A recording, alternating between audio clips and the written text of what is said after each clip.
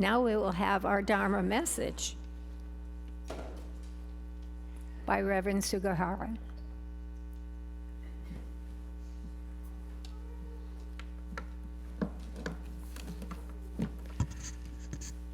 And can I have my slide up on the screen?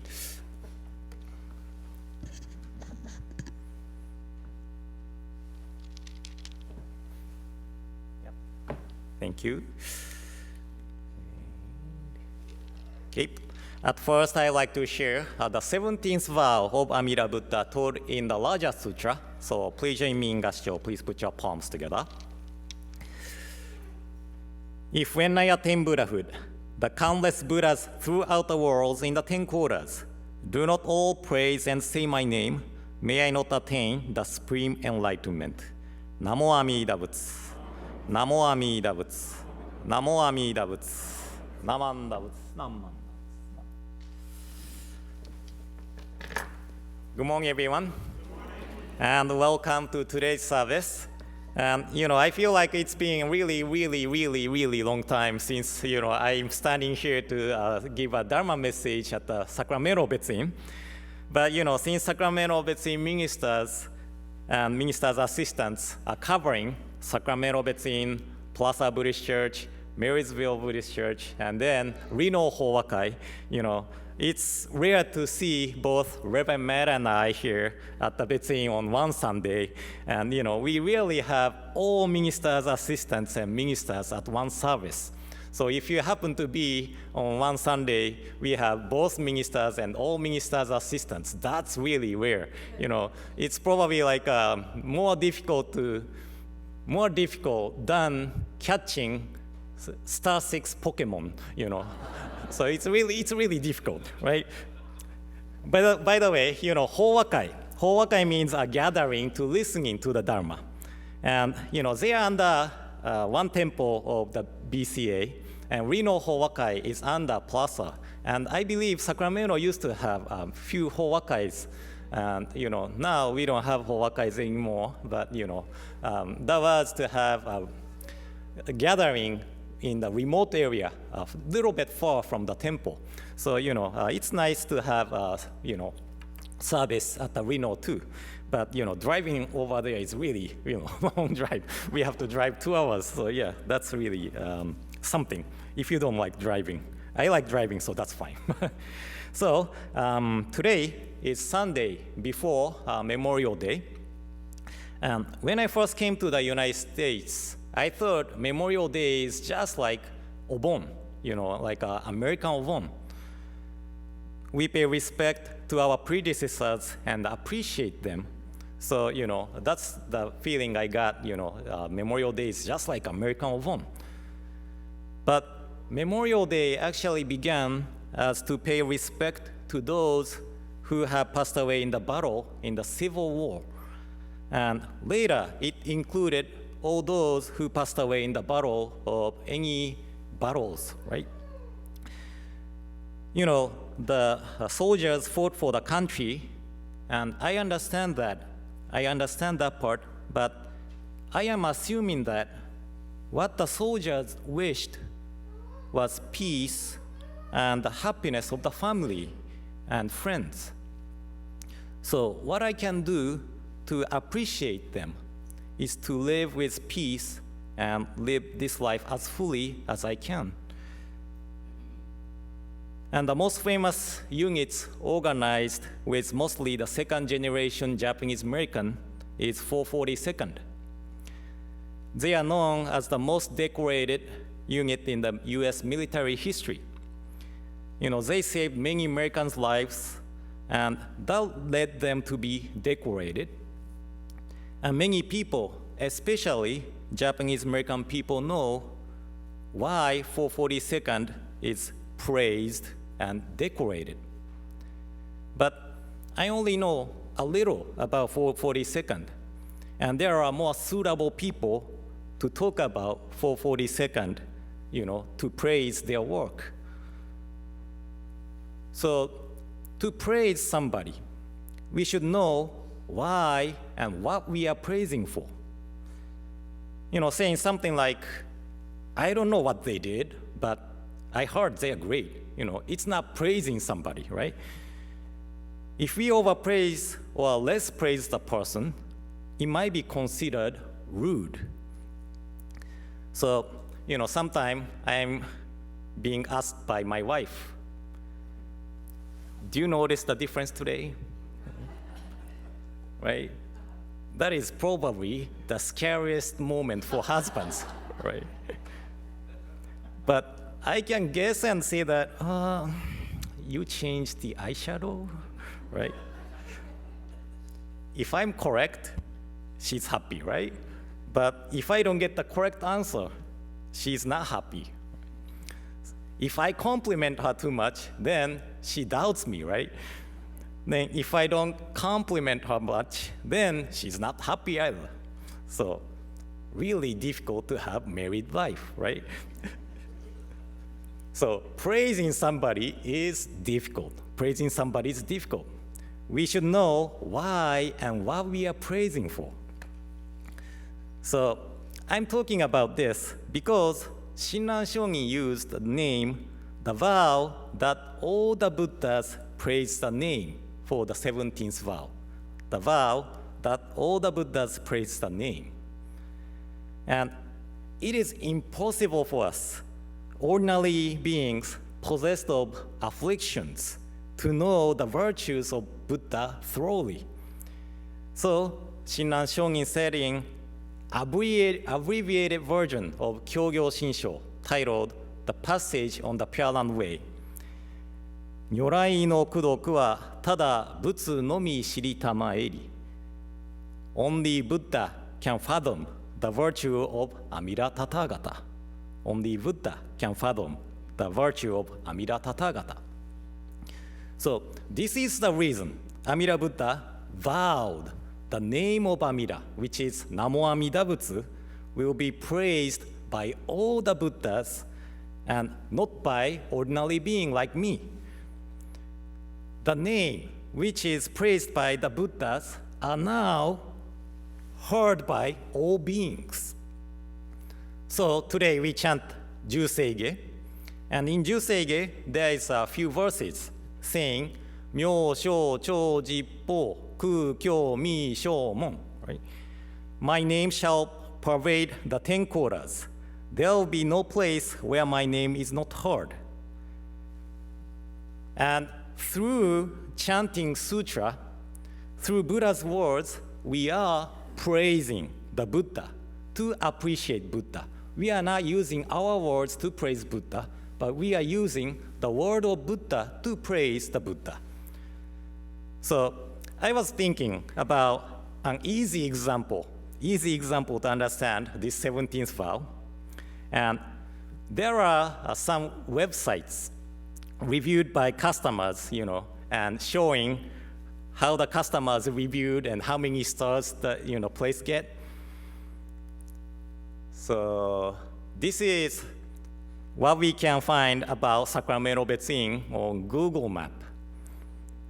I don't know who gave the 2 stars, but we have 53 reviews, and we get 4.7 stars out of 53 reviews, right? And nowadays, when we look for restaurants or something, we rely on the numbers of the stars or reviews, and to try new restaurants, right? Don't you do that, right? So Namiko and I like to visit cafes, and when we lived in Portland, Oregon, that was fun. They have a lot of cafes. So on my day offs, we dropped kids off school, and we looked online, finding the good reviews online, and tried the new cafes, and that was something we relied on, right? We relied on. So I thought this is the similar feeling of the 17th vow. Okay, so Amida Buddha received 5 stars. Okay, 5 stars from countless Buddhas of all the directions. And they are posting a review on Amida Buddha's working, Namo Amida Butsu, praising the Namo Amida Butsu, saying, oh, Namo Amida Butsu is great, so you should follow Namo Amida Butsu. And when we visited a place where we are amazed, we recommend the place to somebody, right? Like now I see everybody recommending us this place. What's that called? Team Love Planet in Tokyo. Team Love Planet in Tokyo. They say that this place is awesome, so you should visit, right? So if you go to Tokyo, you can visit this place too. But just like this, all the Buddhas, including Shakyamuni Buddha, are recommending us the working of Namo Amida Butsu. And they are teaching us that, don't worry, just entrust yourself to the working of Amida Buddha, and you'll be fine. So even though we are reciting Namo Amida Butsu, we are hearing the calling and the recommendation of the Buddhas in Nembutsu. So in one of the writings titled Notes on the Inscriptions on Sacred Scrolls, Shinran Shongin said, Namu means to take refuge. To take refuge is to respond to the command and follow the call of the two honored ones, Shakyamuni and Amida. So Namo Amida Butsu is the calling of Amida Buddha, asking us to entrust ourselves to the working of Namo Amida Butsu. And that is also the recommendation of Shakyamuni Buddha and all the Buddhas to entrust ourselves to the working of Namo Amida Butsu. And through writing on the working of Namo Amida Butsu, we are eventually to be the Buddhas, to guide and teach others. So even though we recite Namo Amida Butsu, it is the calling and recommendation of the Buddhas. And receiving this calling and recommendation in our mind or in our heart is called Shinjin, entrusting heart. And this teaching of Nembutsu gives us another perspective to see ourselves through the wisdom of the Buddha. It makes us recognize the working of afflictions in us. But it also gives us ease and comfort that even though we possess the afflictions, we are in the grasp of Amida Buddha. And we will attain Buddha eventually, Buddhahood eventually. So then, some people might say that, why becoming Buddha so important, right? Why becoming Buddha so important? How do you answer to this question? If somebody asks you, why becoming Buddha so important? So I have 3 responses to this question. So one, because we are Buddhist. Buddha wishes us to attain Buddhahood and be liberated from this samsara, transmigration, right? So becoming Buddha is to fulfill the wish of the Buddha. Since we are Buddhist, we follow teaching of the Buddha, and we are the students of the Buddha, it is important for us to attain Buddhahood. Number 2, because becoming Buddha means to achieve peace, okay? Becoming Buddha is to achieve peace. When we look around the world, society, and even the small community, we see conflicts everywhere. But becoming Buddha means to achieve peace. So through the working of Namo Amida Butsu, we are allowed to walk the path to achieve peace. So even though we are not Buddha yet, I believe that the Buddhists realize the importance of living with peace and harmony. So that is why becoming Buddha is important. And lastly, because becoming Buddha means to attain the state of teaching and guiding others. So becoming Buddha is not just self-awakening, but also and mainly about guiding and teaching others. Since I was born, I was raised as Jodo Shinshu Buddhist. And even though I received ordination at the age of 16, it was just to help my father And the teaching was not really part of me or part of my life yet. But when the teaching really struck me was when I lost my mom in 2001. The teaching that our loved ones who have passed away before us attain Buddhahood, and they manifest various forms to guide us and teach us. This really eased my heart, and the teaching of Nembutsu really gave me comfort. So even though I cannot see my mom physically, she is now one of the Buddhas of the 10 directions, and she is recommending me the path of Nembutsu, working of Namo Amida Butsu to attain Buddhahood. And when I pass away, I guide others just like my mother does. And I know this gives ease and comfort to people who think Yuki Sugahara as an important person in their life. And that is why becoming Buddha is important. And this is my sincere hope that everybody walks the path of Nembutsu together, enjoy the teaching together, and attain the same enlightenment of the Buddhahood through the working of Namo Amida Butsu, which is the calling and the recommendation of all the Buddhas. So, today's talk, I picked part of my lecture out I gave for Hawaii Kyoran last Saturday. That was an hour lecture, and I condensed into 20 minutes or so. So I hope it made sense. Or if it didn't make sense, it's okay. Video is always on YouTube, right? So you can go watch it over and over, right? But anyway, thank you all for coming to today's service. And I would like to conclude my talk with Gassho and Nembutsu. So please join me in Gassho. Please put your palms together. Namo Amida Butsu. Namo Amida Butsu. Namo Amida Butsu. Namanda Butsu. Namanda Butsu.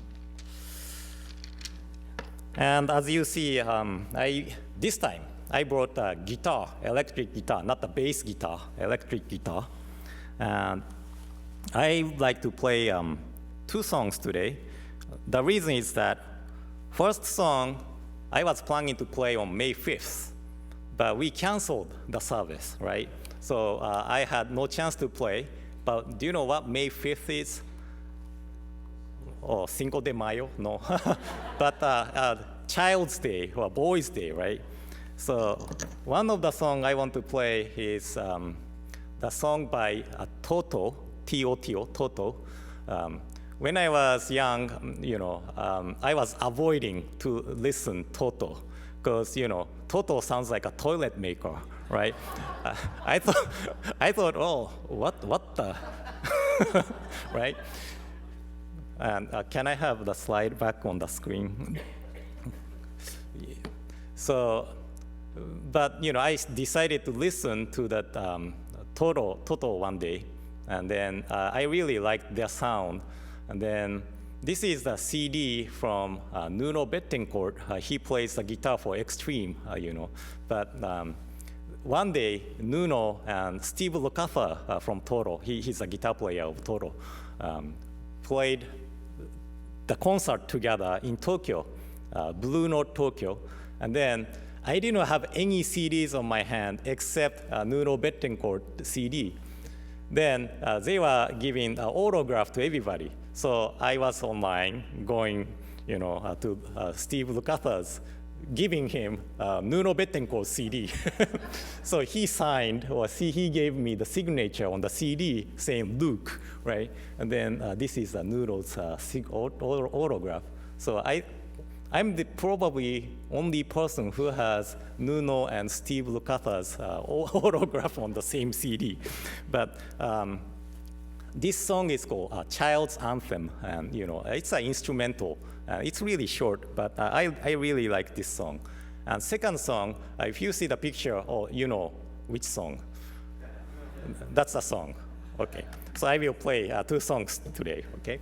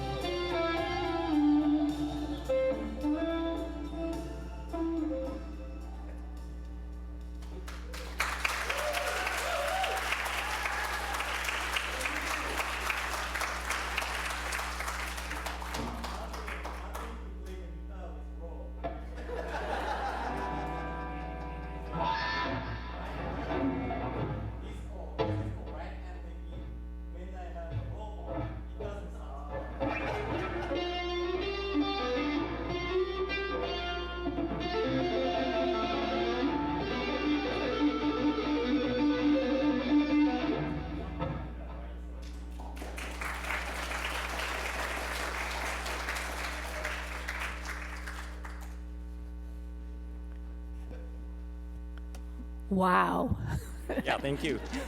And some people think this is a song by Van Halen, but it's not Van Halen's song. It's Steve Stevens, if you know. But anyway, thank you. Thank you, Reverend Yuki. There are always so many dimensions to your teachings and personal sharings. You're always able to enhance our experience and understanding. Arigato.